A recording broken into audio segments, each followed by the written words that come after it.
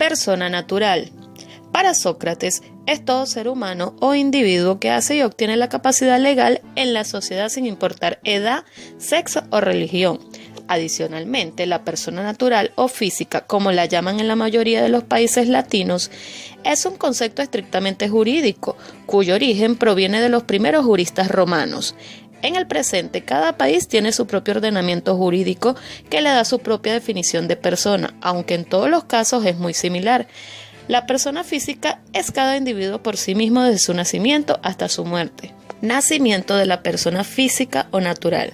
La persona natural es la separación del feto con respecto al cuerpo de la madre, ya sea el nacimiento antes de los 9 meses y por cualquier medio que se emplee, natural o intervención quirúrgica. Extinción de la persona física o natural.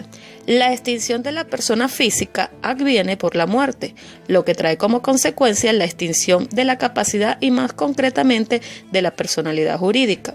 El concepto jurídico de muerte corresponde a aquel médico biológico que identifica la muerte con aquel momento de cesación definitiva del corazón y de la respiración. Vale decir, la muerte es cesación absoluta de todo signo vital. Presunción de muerte. La presunción de muerte o muerte presunta es aquella que puede derivar de la desaparición de una persona en circunstancias tales que es admisible suponer su fallecimiento.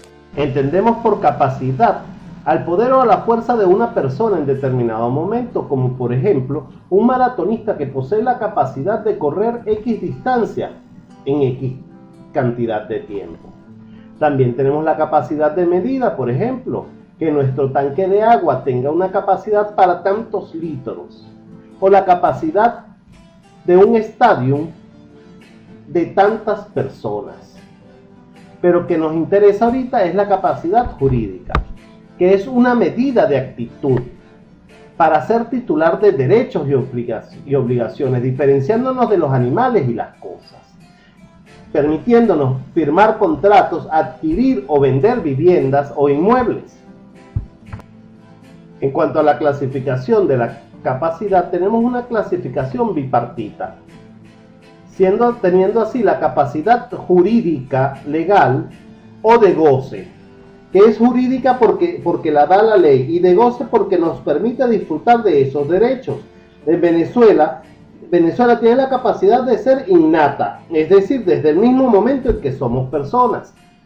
Por ejemplo, un recién nacido puede ser el propietario de un inmueble, el cual haya recibido por una herencia. Tenemos también la capacidad de ejercicio de obrar, que es de ejercicio porque nos permite ejercer el derecho que tenemos y nos permite realizar actos jurídicos que tengan efectos válidos sobre nuestra propia persona y nuestro propio patrimonio. Es decir, nos permite actuar y participar en la vida jurídica. Ahora bien, ¿qué tipos de actos podemos realizar que tengan estas consecuencias? Tenemos el ejercicio negocial, que es la capacidad de negociar, o negocios jurídicos, ya que los consideramos actos jurídicos lícitos. También podemos hablar de la capacidad procesal, que es la posibilidad que tiene una persona de actuar como demandado o como demandante en un juicio, en un momento determinado. En este caso se requiere la asistencia de un abogado. Y por último, tenemos la capacidad delictual o de imputación, la cual es la posibilidad de resultar obligado en un proceso por hechos ilícitos que pueda realizar una persona. En cuanto a las limitaciones o incapacidades de obrar, tenemos el ser menor de edad. Un menor de edad puede ser titular de los derechos y obligaciones.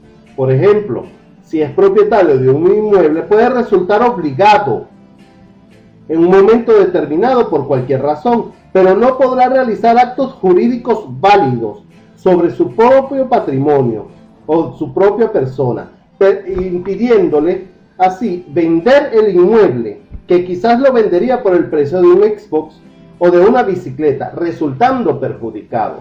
Además, existen también los casos de mayores incapaces, que siendo mayores de edad no son capaces de obrar o la ley limita su capacidad, como lo son los inhabilitados, que son aquellas personas afectadas por una enfermedad mental leve, una debilidad de entendimiento o prodigalidad.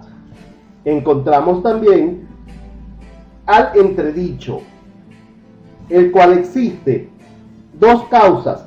La primera es una enfermedad mental grave y habitual. En este caso hablamos del demente, el orate, es decir, un enajenado mental. Para su protección es privado de su capacidad de negociar y su capacidad de obrar. Y en segunda causa es que es la persona que está cumpliendo una pena privativa de libertad de tipo presidio, el cual es privado de su capacidad de obrar durante el tiempo de la condena. Persona natural. ¿Quién es una persona natural? Es todo ser humano o individuo que hace o obtiene la capacidad legal en la sociedad, sin importar edad, sexo o religión. Por ejemplo, Sócrates. También se le llama una persona humana que ejerce derechos y cumple obligaciones a título personal. ¿Cuáles son sus ventajas? Se puede constituir en empresas unipersonales, es sencilla y rápida, no presenta mayores trámites. Las propiedades, el control y la administración recaen en una sola persona. Sus desventajas son que tiene la responsabilidad ilimitada, presenta menos posibilidad de acceder a créditos financieros como los bancos. Persona jurídica. Es una empresa que ejerce derechos y cumple obligaciones a nombre de esta. En este caso, es la empresa y no el dueño el que asume obligaciones. Si la empresa quiebra, es obligada a pagar. Solo pagará con los bienes que estén a su nombre.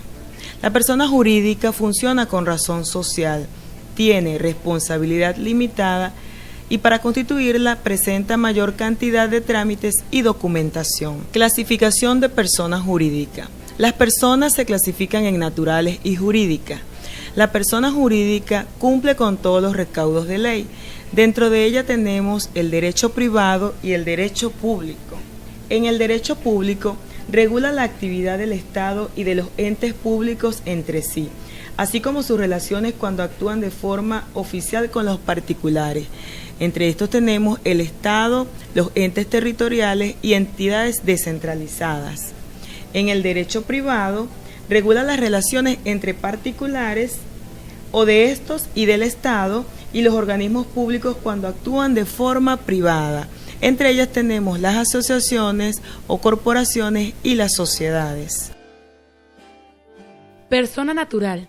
Es aquella que ejerce derechos y cumple obligaciones a título personal, por lo tanto es sujeto de derecho. Los esclavos. No existe comparación ya que fue abolida. El Estado. Aunque no exista físicamente, es el máximo ordenamiento jurídico. De allí emanan las demás personas jurídicas. Los municipios. Son emanados por el Estado, son sujetos de derecho público y privado, son autónomos y poseen bienes y patrimonios propios, deben servir al colectivo. Las fundaciones, grupos de personas que se reúnen para un fin común, pero sin obtener un lucro. Parte de su patrimonio lo obtienen por donaciones. Corporaciones, son asociaciones de personas con un fin común. Para obtener ganancia, tener lucro por la actividad realizada, son sujetos de derecho, pueden extinguirse, tienen estatutos y capital conformado por los socios. Se puede concluir que, en lo esencial resulta idéntica las necesidades del hombre antiguo a los derechos personales.